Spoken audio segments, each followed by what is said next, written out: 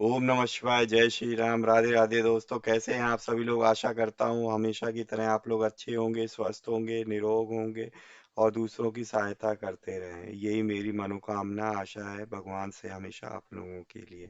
तो मैं अंकित आप सभी लोगों का आपके अपने चैनल में हार्दिक स्वागत करता हूँ, अभिनंदन करता हूँ। तो आज जो है मैं श्री दुर्गा सप्तशती के 11वें अध्याय को लेकर प्रस्तुत हूँ। कृपया एकाग्रचित्त होकर मन लगाकर उसे सुनिए। तो सर्वप्रथम हम गणेश जी का आवाहन करके उनको स्तुति करके उनकी हम लोग पाठ का प्रारंभ करेंगे। तो जय श्री गणेशाय नमः। वक्रतुंड महाकाय सूरकोटि समप्रभा निर्विघ्नं कुरु मे देव सर्व कार्येषु सर्वदा। जय श्री गणपति बप्पा मोरया।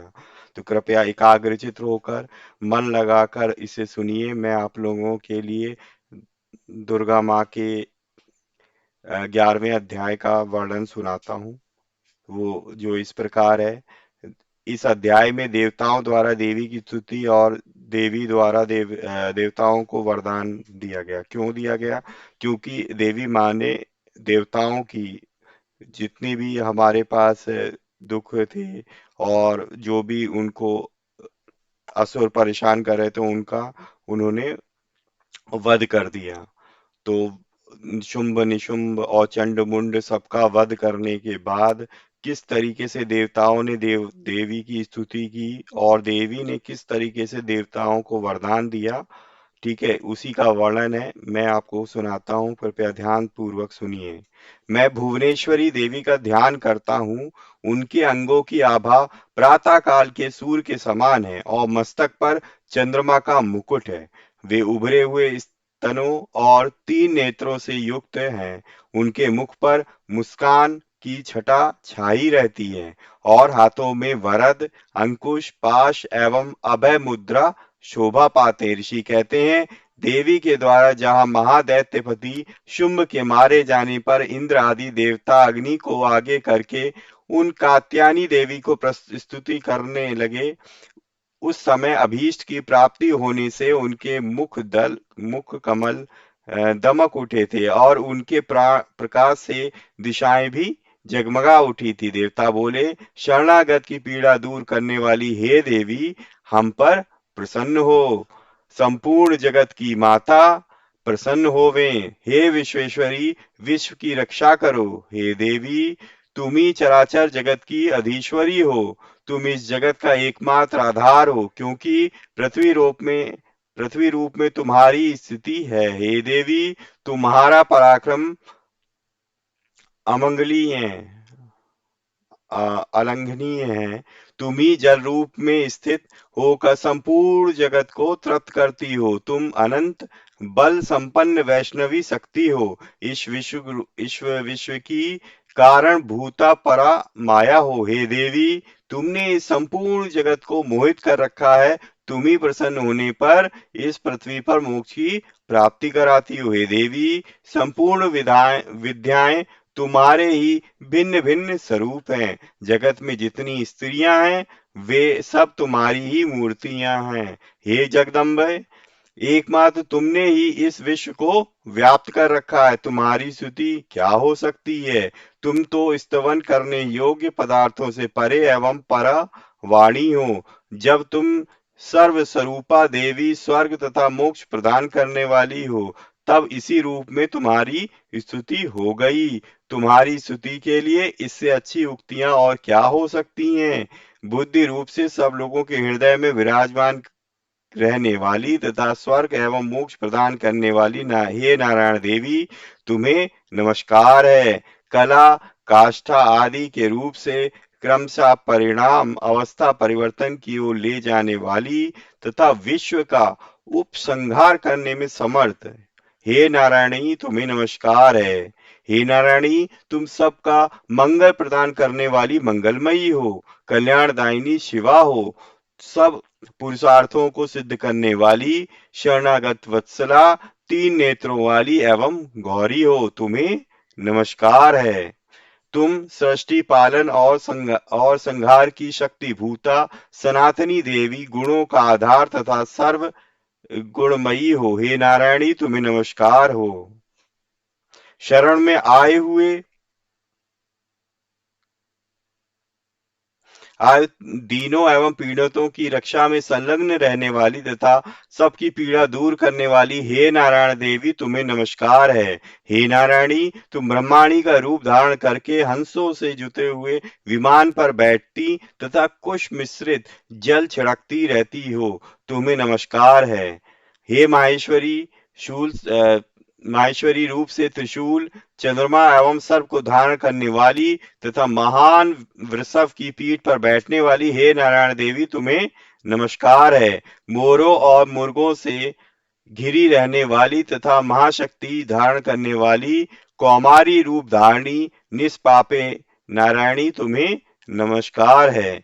शंख चक्र गदा और शांग धनुष रूप उत्तम आयुधों को धारण करने वाली वैष्णवी शक्ति रूपा हे नारायणी तुम प्रसन्न हो, तुम्हें नमस्कार है। हाथ में भयानक महाचक्र लिए और दानों पर पृथ्वी को उठाए वाराही रूप धारणी कल्याणमयी नारायणी तुम्हें नमस्कार है। भयंकर रूप नरसिंह से दैत्यों के वध के लिए उद्योग करने वाली तथा त्रिभुवन की रक्षा में संलग्न रहने वाली हे नारायणी तुम्हें नमस्कार है। मस्तक पर किरीट और हाथ में महावज्र धारण करने वाली सहस्र नेत्रों के कारण उद्दीप्त दिखाई देने वाली और वत्रासुर के प्राणों का प्रण करने वाली इंद्र शक्ति रूपा नारायण देवी तुम्हें नमस्कार है।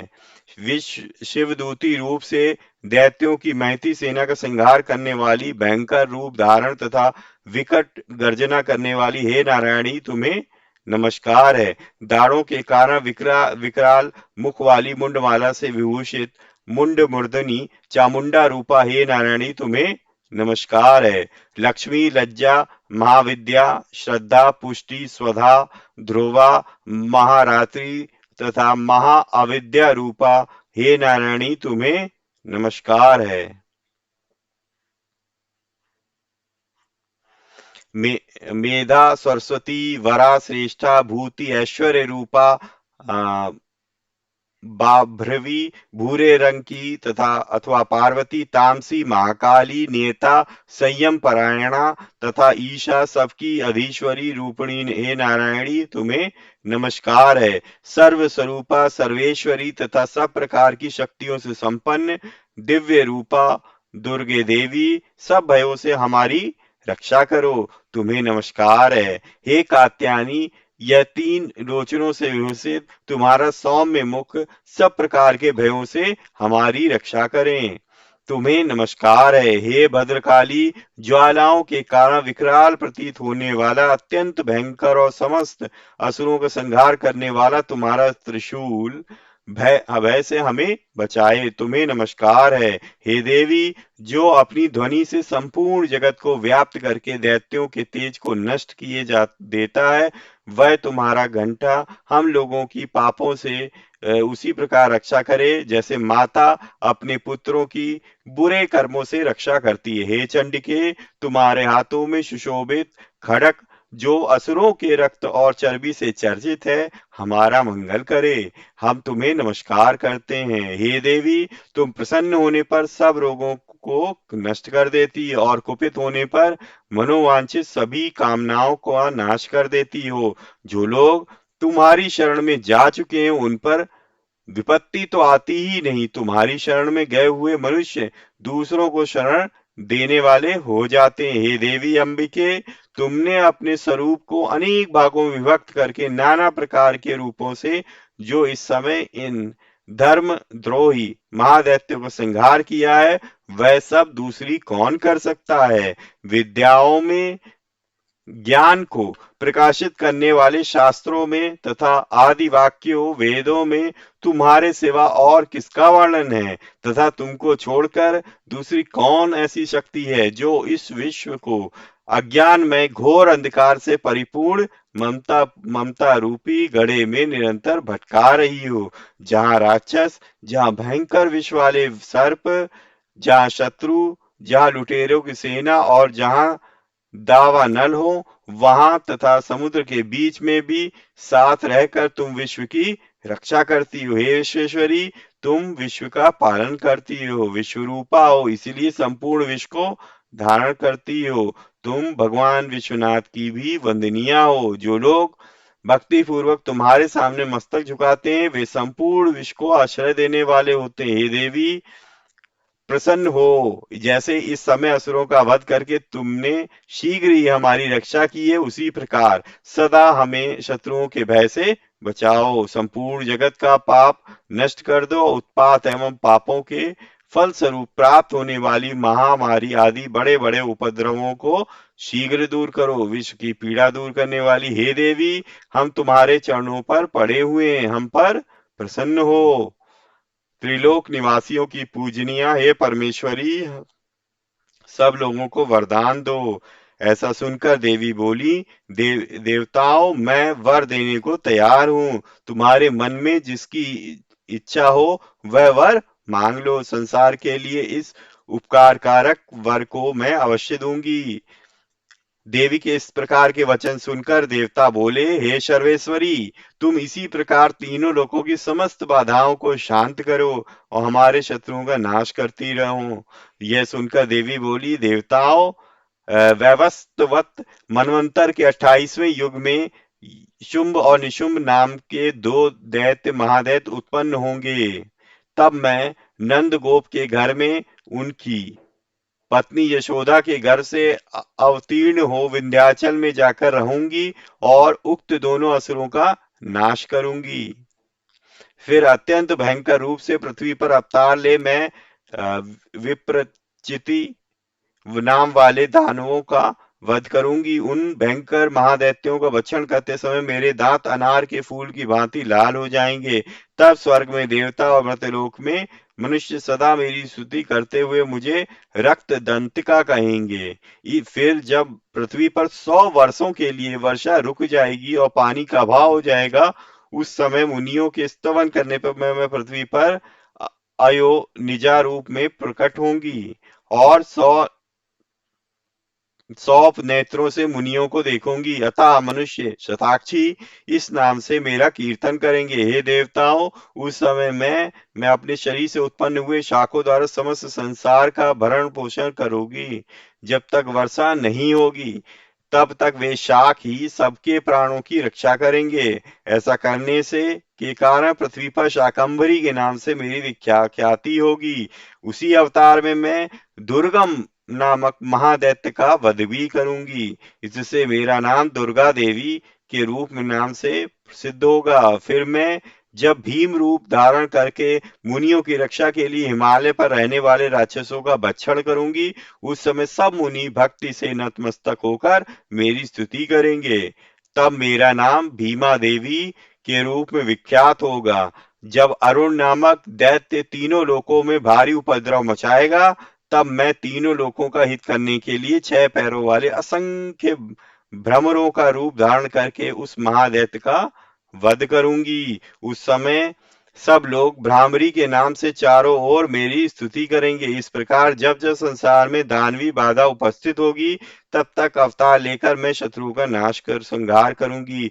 इस प्रकार श्री मार्कंडेय पुराण में सार्वणिक मनवंतर की कथा के अंतर्गत देवी श्री देवी महात्म्य में देवी स्तुति नामक 11वां अध्याय पूरा हुआ। तो ये था दोस्तों 11वां अध्याय दुर्गा श्री दुर्गा सप्तशती का, जो मैंने आपको कह सुनाया। आशा करता हूँ आप लोगों को अच्छा लगा होगा, मन लगाकर ध्यान लगा के सुना होगा। तो इसी तरीके से मेरा सहयोग देते रहिए, हमसे जुड़िए, ज्यादा से ज्यादा लोगों से वीडियो को शेयर कीजिए ताकि वो भी इस पाठ का लाभ उठा सकें। ठीक है दोस्तों, तो अब इसके बाद हमारे पास 2 अध्याय और बचे हैं श्री दुर्गा सप्तशती का। उसके बाद इस पुस्तक का समापन हो जाएगा, फिर हम लोग एक नई पुस्तक लेके आएंगे। आप लोग बताइएगा कि किस पुस्तक को मुझे स्टार्ट करना चाहिए। अपना जो है कमेंट्स हमेशा लगातार आप करते रहा करिए, कोई भी, ताकि उसके थ्रू हमारा आपस में वार्तालाप चलता रहे। वो वार्तालाप कम्युनिकेशन कभी भी बंद नहीं होना चाहिए। तभी हम जो है ना, मैं आप लोगों को जान पाऊंगा किस चीज में आपकी रुचि है, क्या चीज आप पढ़ना चाहते हैं, क्या चीज आप सुनना चाहते हैं। ठीक है, तो मिलेंगे नेक्स्ट वीडियो में। तब तक के लिए जय श्री राम, राधे राधे।